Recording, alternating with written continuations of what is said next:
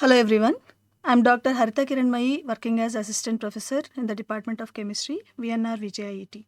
Today I am going to talk about the determination of surface tension of a given liquid by drop method using the apparatus stalagmometer. So the aim will be to determine the surface tension of a liquid by drop method using stalagmometer. From these pictures, you can see in some pictures some of the articles are floating on a liquid and the mosquito is just walking on the liquid without wetting the legs. So we might be wondering what is the reason for this. That is nothing but because of the surface tension which we are going to determine for a given liquid.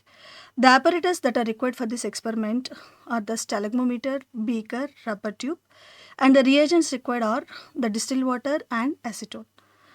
Before going into the experiment, we'll just see briefly what is this surface tension.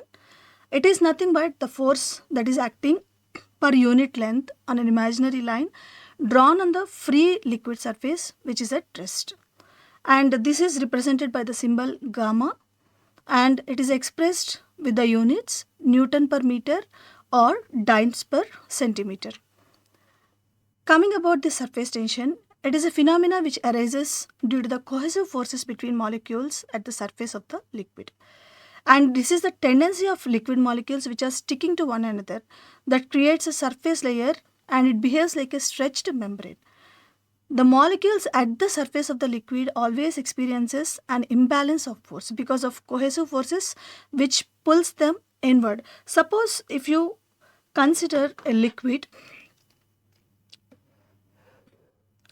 the molecules which are present inside at the bulk of the liquid, so they are facing cohesive forces which are nothing but the forces between the like molecules, whereas at the surface, the molecules which are at the surface, they are having some imbalance forces because they will be connecting with the like molecules of the liquid, and the molecules, they are having adhesive forces, that is the forces which are acting between the unlike forces. So because of this imbalance of forces, the tension whatever creates, it is called as surface tension. Coming about the principle of this surface tension, it is the result of force of attraction between the molecules which is present on the surface of liquid. It is a property along the unit length on the surface of the liquid, and the formation of drop always depends upon the surface tension of the liquid. And all the liquids will not give the same number of drops even we take the same volume of liquid.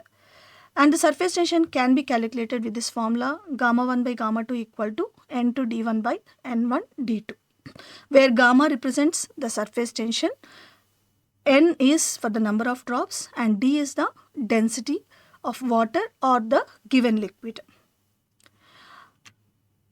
Then about the apparatus, this is the stalagmometer which is used to determine the surface tension.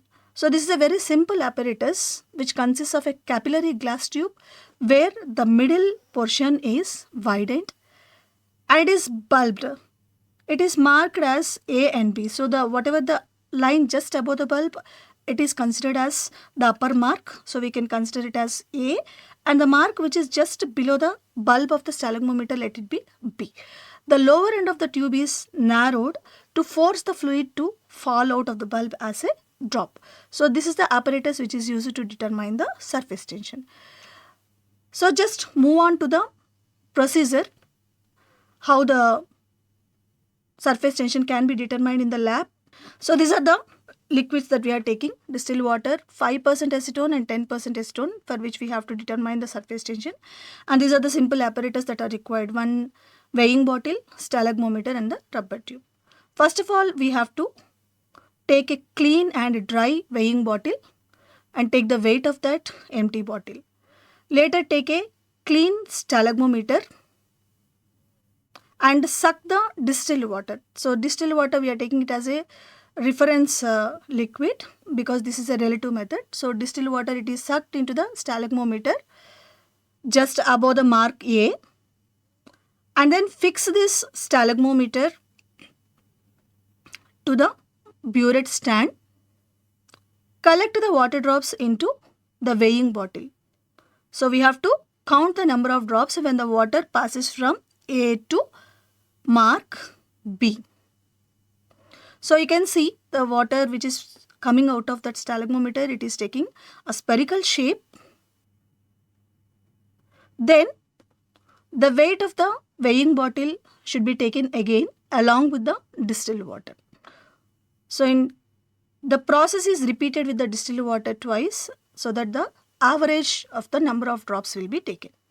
Next, moving on to the sample liquid, we are taking 5% acetone first. The same process is repeated. Suck the liquid just above the mark A and count the number of drops from A to B. When the liquid passes from A to B, collect the liquid into the weighing bottle. The same process is repeated for the 5% acetone also. After collecting the liquid, we have to take the weight of weighing bottle along with the liquid. Once the liquid reaches the mark B just below the bulb, stop counting the number of drops and the weight of weighing bottle is taken along with the liquid.